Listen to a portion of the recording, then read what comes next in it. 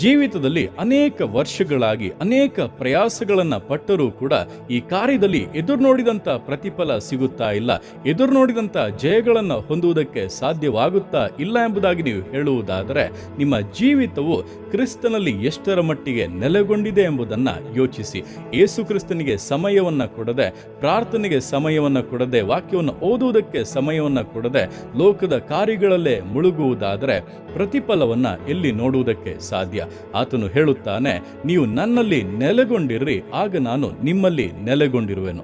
ಕೊಂಬೆಯು ಬಳ್ಳಿಯಲ್ಲಿ ನೆಲೆಗೊಳ್ಳದೆ ಇದ್ದರೆ ತನ್ನಷ್ಟಕ್ಕೆ ತಾನೇ ಹೇಗೆ ಫಲವನ್ನು ಕೊಡುವುದಕ್ಕೆ ಸಾಧ್ಯವಿಲ್ಲವೋ ಹಾಗೆ ನೀವು ನನ್ನಲ್ಲಿ ನೆಲೆಗೊಳ್ಳದೆ ಇದ್ದರೆ ನಿಮ್ಮಷ್ಟಕ್ಕೆ ನೀವೇ ಫಲವನ್ನು ಕೊಡಲಾರಿರಿ. ಆದ್ದರಿಂದ ಯೇಸು ಕ್ರಿಸ್ತನಲ್ಲಿ ನೆಲೆಗೊಳ್ಳುವುದಕ್ಕೆ ನಿಮ್ಮ ಜೀವಿತವನ್ನು ಸಮರ್ಪಿಸಿರಿ. ಆತನಿಗೆ ಮೊದಲ ಸ್ಥಾನವನ್ನು ಕೊಟ್ಟು ಜೀವಿಸಿ ವಿಶೇಷವಾದಂಥ ಪ್ರತಿಫಲಗಳನ್ನು, ಆಶೀರ್ವಾದಗಳನ್ನು ನಿಶ್ಚಯವಾಗಿ ಕಾಣುತ್ತೀರಾ.